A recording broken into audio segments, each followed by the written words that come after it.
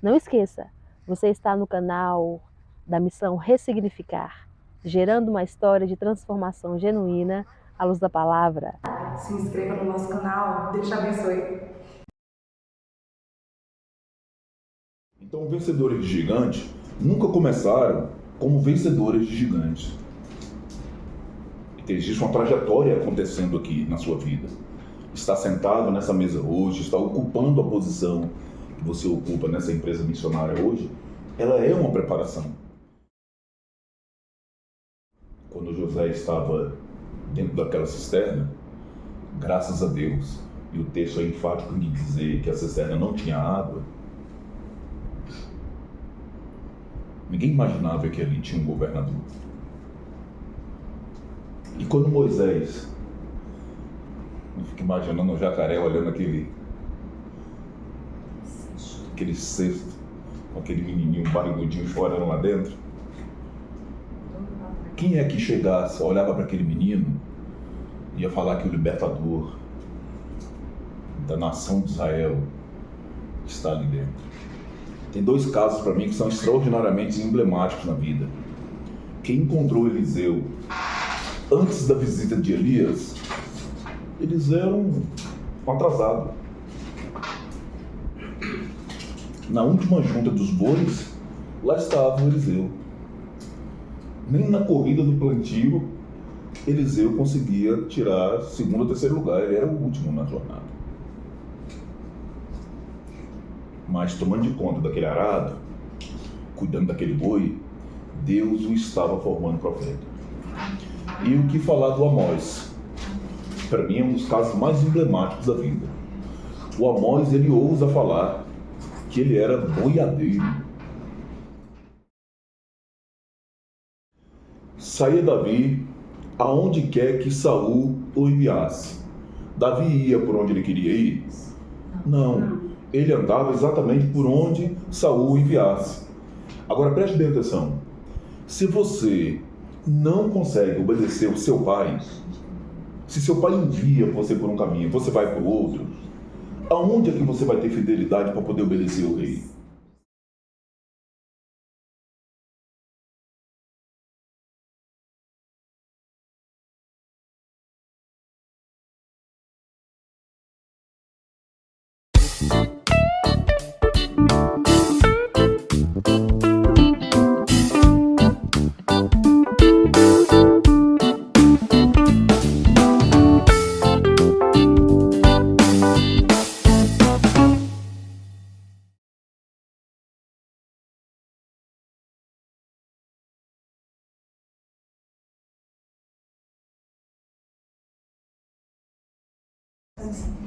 Amém, amém, amém.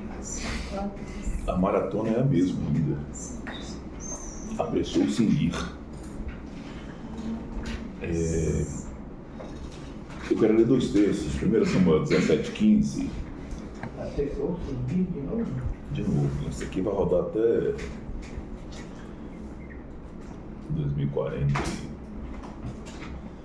1 Samuel 17:15.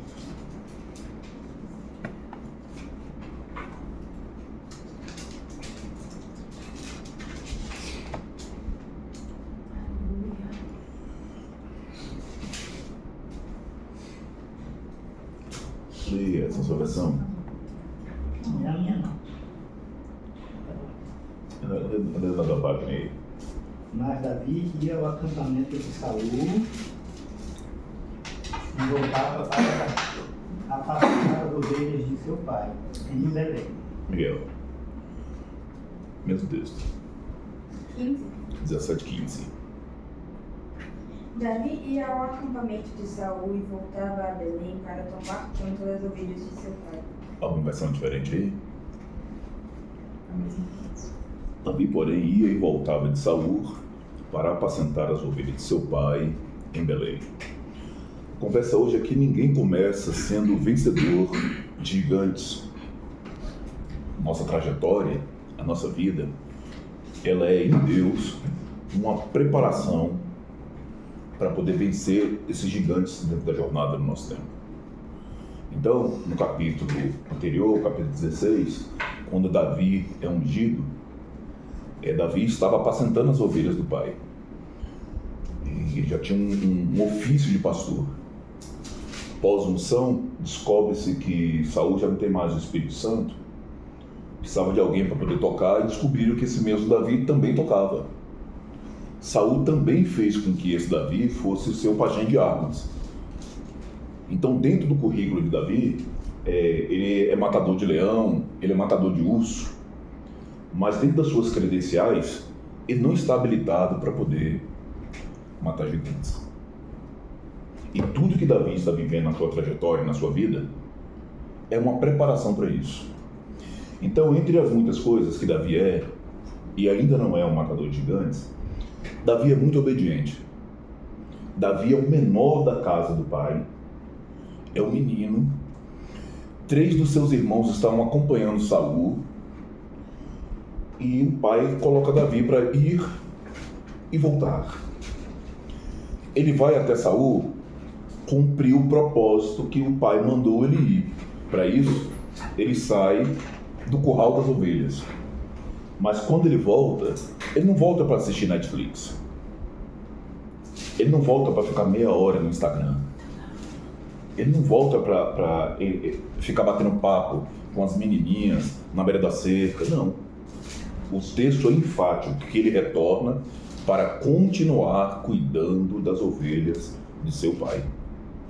Nessas idas e voltas da casa até o acampamento, do acampamento até a casa, ele encontra soldados, sempre vestido para a guerra, mas nunca guerreando. Os homens estão lá com suas espadas, os uniformes deviam estar brilhando, coisa linda. O Davi, o pastor, passa para um lado para o outro, enxerga aquela cena todos os dias. O homem está lá atrás de alguém para dar um tapa e não aparece um voluntário para poder entregar a cara para o gigante bater. E o Davi vai e volta o tempo todo olhando essa cena.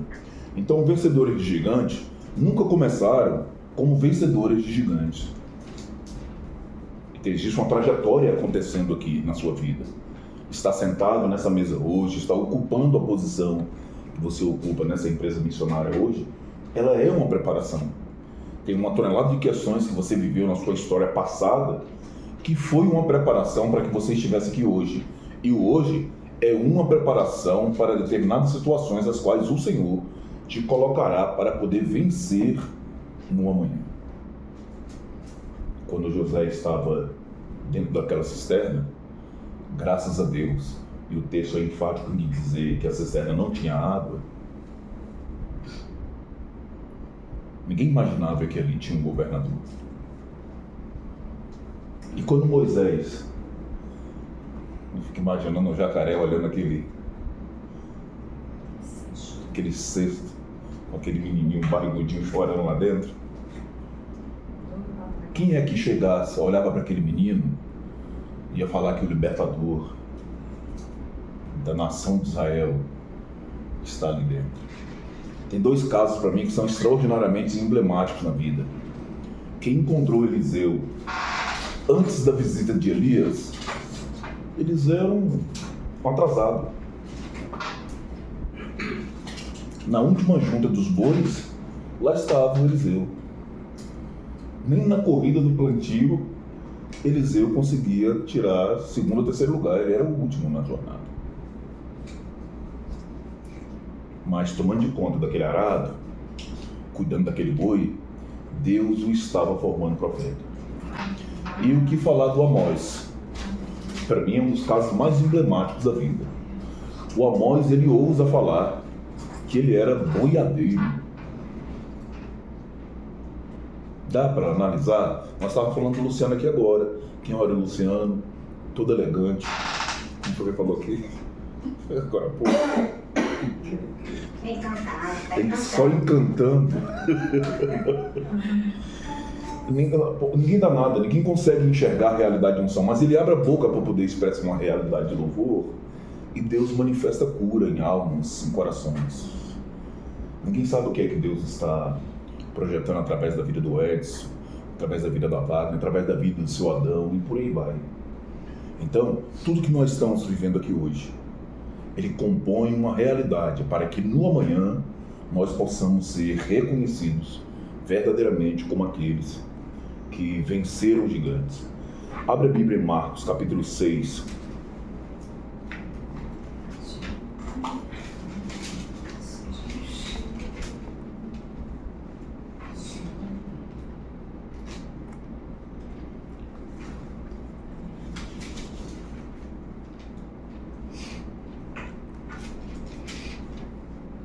Todos chegamos? A partir do versículo 1. E partindo dali, tomou a sua pátria, e os seus discípulos o seguiram. E chegando o sábado, começou a ensinar na sinagoga, e muitos ouvindo se admiravam, dizendo: de onde lhe vêm essas coisas? E que sabedoria é essa que lhe foi dada? E como se fazem tais maravilhas por suas mãos? Não é este o carpinteiro, filho de Maria, irmão de Tiago, de José e de Judas e de Simão? E não estão aqui conosco suas irmãs? Escandalizaram-se nele. E Jesus lhe dizia: não há profeta sem honra, senão na sua pátria, entre os seus parentes e na sua casa. E o que eles estão dizendo é que é impossível um carpinteiro abrir a boca e deleitar, e encher os corações com tanta graça, com tanta sabedoria. É impossível alguém que está lidando com carpintaria manifestar sinais, prodígios e maravilhas. Que é impossível alguém que nasceu aqui no nosso meio, que é gente da gente, que é gente como nós, abrir a boca e vai realizar esses fatores. Só que o detalhe implícito nisso: ele não é carpinteiro. No momento, ele está carpinteiro. Aqui é o Salvador da humanidade. É o Rei dos Reis e Senhor dos Senhores. É o nome que está acima de todo e de qualquer nome. É aquele que está sentado à destra do Deus Pai Todo-Poderoso. É aquele que já veio como Cordeiro e que se entregou em sacrifício por nós e que virá. E todo olho verá, mas virá como um leão, para manifestar justiça, para poder julgar, para, como o texto que Paulo escreveu diz, para ver o resultado das nossas obras. Quem entregou ouro será julgado a ouro, quem entregou prata será julgado a prata, quem entregou feno, palha, cada um será julgado exatamente naquilo que foi entregue. E a grande esperança é que haja verdade no que nós estamos fazendo aqui no mundo. Jesus venceu a morte. Jesus venceu a cruz. Mas se nós fôssemos perguntar, justamente para essa classe que está aqui, dizendo que no meio da carpintaria não tem como sair, acreditaria que ele seria capaz? Se talvez se nós olhássemos a Wagner, o Edson, o seu Adão agora, a nossa conversa seria a mesma. Mas da Wagner? Mas do Luciano? Conheço, não tem como. Não tem como ele vencer assim. É porque está sendo preparado para isso. E aí, tem que ser muito obediente. Tem que ter muita fidelidade com esse pouco a qual o Senhor tem colocado em nossas mãos, crendo que é Ele que está nos capacitando para poder vencer os gigantes do amanhã. Qualquer conversa dentro daquele exército, como é que nós vamos derrubar esse Golias? 40 dias tentando estratégias, não deu certo. E talvez a baladeira que o menino usava para derrubar passarinho, pode nem falar isso hoje, dá até crime, né? Corta. Porque o Davi podia matar um passarinho, não pode. Para assustar os passarinhos da plantação de milho do pai, melhorou. Como é que pode uma ferramenta tão simples ser a ferramenta poderosa em Deus para poder fazer com que aquele gigante caia de joelhos, para poder ficar à altura, para que ele pudesse, com a própria espada, ser dizimado, ser decepado? O Senhor está nos preparando hoje. As dificuldades que nós estamos passando hoje é um preparo de Deus. Os desertos que nós estamos passando hoje, deserto não é coisa ruim, é preparo de Deus. A prova que nós estamos passando hoje, eu falei isso para o Samuel, domingo. Prova de Deus, Samuel, é uma coisa fantástica. Não, é claro que é. É a oportunidade que Deus está te dando para você ser aprovado. A prova da escola é boa. Qualquer prova que você vai fazer é boa. Mas a prova que Deus te dá é ruim? Não. A prova que Deus nos dá é a oportunidade de sermos nele aprovados. Então, todas as vezes que Deus se levanta para dizer que está te colocando na prova, dê graças. É a oportunidade que Deus está colocando em suas mãos para você ser aprovado. Então, a prova que nós estamos passando hoje, ele é um sinal da aprovação de Deus. É uma preparação para que, no porvir, nós possamos vencer os gigantes. Nós precisamos aprender e ser fiéis com os nossos pequenos começos. E se Davi tivesse desprezado aquele pasto? E se Davi tivesse desonrado seu pai? Meu filho, vai lá servir de iFood aqui, vai lá levar o lanche para os seus irmãos. Mas eles estão lá, nem guerreando eles estão lá só dando um monte de macho, lá fazendo cara de bravo, mas se alguém bater o pé, ele sai correndo, vou lá fazer o quê? Não, Davi não questiona isso. Davi obedece. E se ele não obedecesse? E se quando ele voltasse, ele não fosse tomar de conta das ovelhas? E se Davi não tivesse responsabilidade, se ele não tivesse fidelidade, e se ele não fosse obediente? Então tem muitas coisas que nós estamos apanhando no mundo espiritual, porque nós ainda carregamos marcas profundas de desobediência. Obedecer no nosso tempo não é obediência. Obedecer segundo a nossa vontade não é obediência. Obedecer que não seja a vontade de Deus não é a nossa obediência. Não é. Então ele tem fidelidade, ele é obediente nessas coisas que são simples e tão pequenas. Se formos leais e fiéis, Deus confiará os gigantes em nossas mãos. E aí, 1 Samuel capítulo 18, versículo número 5. Davi já venceu a trajetória de Golias. E esse texto mostra, ao meu ver, a preparação para o reino. A grosso modo, é recompensa na mão de Davi, mas é o próximo passo, é o porvir. Saía Davi aonde quer que Saul o enviasse. Davi ia por onde ele queria ir? Não. Ele andava exatamente por onde Saul o enviasse. Agora preste bem atenção. Se você não consegue obedecer o seu pai, se seu pai envia você por um caminho, você vai por outro, aonde é que você vai ter fidelidade para poder obedecer o rei? Como é que você vai ser preparado para poder assumir a cadeira desse rei no futuro? Então Saul envia Davi, e Davi vai exatamente onde Saul o envia, para onde ele é enviado. E isso não pesa no coração de Davi, porque ele aprendeu essa lição em casa. Quando o pai mandava ele ir e voltar, ele ia e voltava. Ele não era Cleito que quando ia, parava na beira do rio para dar um mergulho no tibum. Ele não era Cleito que quando ia encontrava 4 ou 5 amigos para bater uma bolinha, esquecia que a mãe estava esperando alguma coisa para poder o remédio, fazer o almoço, seja lá o que fosse. Não. Meu Deus. Ele ia e voltava. Maravilha. Denunciou e foi. Então, Davi, e saía Davi, foi, eu tinha conversa, chega, deu lágrima. Chega, deu lágrima no olho do Edson, que agora vou ter que chegar em casa e pedir perdão pra mamãe, ó.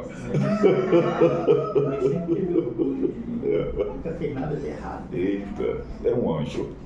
Saía Davi onde quer que Saul enviasse e conduzia-se com prudência. E isso nos falta. E Saul pôs sobre os homens de guerra. Olha o texto que nós lemos. O Davi saía de casa, ia para o meio do arraial, encontrava todos os homens vestidos, ninguém se fazia nada. Ele ia e voltava. No outro dia ele ia lá de novo. Mas rapaz, os homens continuam vestidos, ninguém puxa a espada, ninguém faz nada. Então agora, a liderança de vocês chegou. Vocês grandão vão ter que a partir de hoje obedecer os pequenininhos aqui. Do soldado ao general, do que corta a batata ao estrategista, todos estão debaixo da liderança de Davi. E Davi, para mim, a parte mais difícil da trajetória de Davi é essa.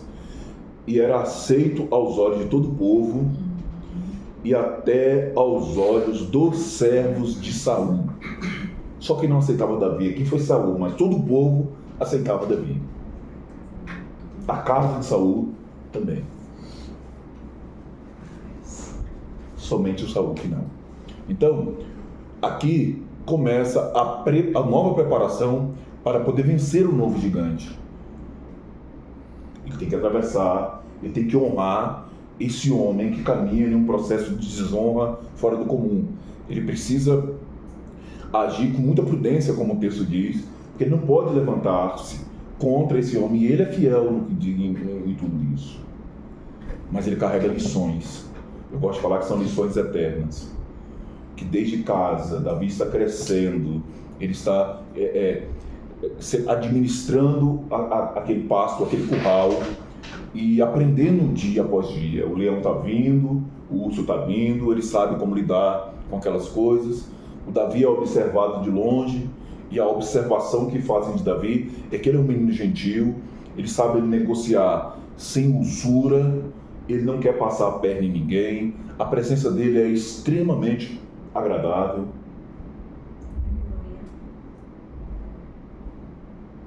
Tudo é uma preparação. Tudo é uma preparação. Então, não se sinta pequeno. Você está sendo preparado. E a coisa mais importante de tudo isso é que talvez os irmãos de Davi estavam dentro da guerra procurando meios de aprender alguma coisa ali. E o Davi verdadeiramente estava na guerra aprendendo. Porque nós não temos que lutar contra carne e sangue.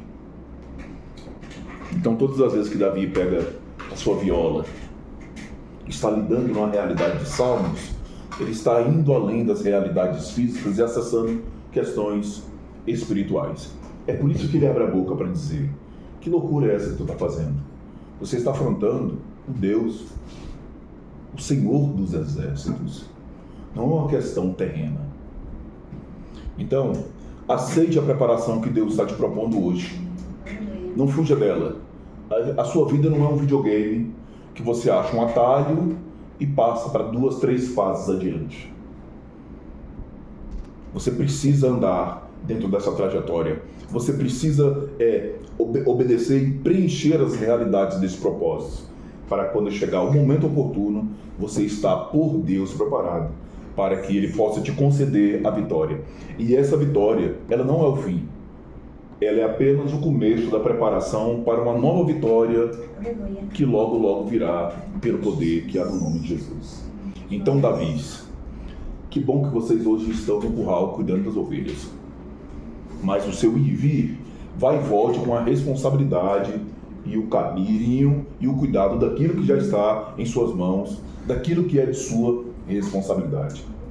E aprenda com Deus e em Deus a ser obediente e fiel naquilo que Ele confiou em suas mãos. Amém? Você está no canal da Missão Ressignificar, gerando uma história de transformação genuína à luz da palavra. Toda honra, Pai, glória, louvor, domínio, poder e majestade é dado a Ti, hoje e eternamente. Muito obrigado, Pai. Muito obrigado, muito obrigado. Tu és bom, a Tua bondade, a Tua fidelidade, as Tuas misericórdias que duram para sempre, têm nos alcançado no dia de hoje. Então, por isso, Pai, estamos aqui e temos a oportunidade de abrir a nossa boca e proclamar Maranata. Muito obrigado, Pai, muito obrigado. Obrigado por mais esse encontro. Obrigado, Pai, por estar mais uma vez nesse momento de felicidade e gratidão, cercado, Pai, de irmãos amigos e amigos irmãos, compartilhando da Tua palavra. Que honra que Tu nos concede, Pai, de enxertar mais um pouco da Tua palavra nos nossos corações. Que ela encontre lugar, que ela venha germinar, que ela venha produzir, que ela venha nos mudar e nos moldar, para que nós possamos verdadeiramente assumir a identidade que nós temos, sermos imagem e semelhança do nosso Deus Criador, Redentor e Resgatador da nossa alma. Nós te agradecemos, Pai. Nós te agradecemos, Pai, por essa casa e essa empresa missionária. Nós glorificamos o Teu nome por cada um dos cooperadores, os que se fazem presentes e os que estão distantes. E nós tomamos a liberdade e a ousadia de orar e abençoar aqueles que virão. Amém. Que o Teu nome, Pai, seja honrado na vida deles e que sejam escolhidos por Ti, dentro de um processo de fidelidade, dentro de um processo de obediência, de modos que eles possam cada vez mais entregar um testemunho vivo, Pai, da Tua presença na vida e no coração deles. Continue, Pai, alcançando as famílias, continue abençoando e prosperando a vida das famílias, Pai, através dessa casa. Continue derramando da Tua graça, do Teu favor e da Tua sabedoria sobre a Wagner e a partir dela sobre cada um que compõe essa empresa para a glória do Teu santo nome. Que toda a extensão dos seus familiares, Pai, de perto e de longe, sejam abençoados. Que de algum modo, Pai, essa palavra possa entrar dentro dos seus corações e possa haver mudança nas vidas, Pai. Possa haver mudança, possa ter crescimento, Pai, para a glória do Teu santo nome. E nós cremos, Pai, que existem dons e talentos que necessitam ser despertados pelo Teu Espírito Santo. E nós proclamamos essas palavras sobre eles. Que aonde houver um dom, um talento que esteja adormecido, Pai, que pelo poder do Teu Espírito Santo ele seja despertado, seja manifesto, para poder evidenciar as maravilhas do Teu reino pelo poder que há no nome de Jesus. Toca na nossa mente, Senhor, toca nas nossas emoções. Permita, Pai, que nós possamos ser sarados, que nós possamos ser curados pelo poder que há no nome de Jesus. E a Tua palavra seja prioridade nas nossas vidas. Que verdadeiramente nós possamos ter uma vida de oração digna no Teu altar, digna, Pai, de Ti, para a glória do Teu nome, Pai. Nos fortaleça, nos conforte. É em nome de Jesus, o Santo, é em nome de Jesus, o Justo, o Poderoso, é nele que nós oramos e agradecemos. Amém, amém, amém. Glória a Deus. Aleluia.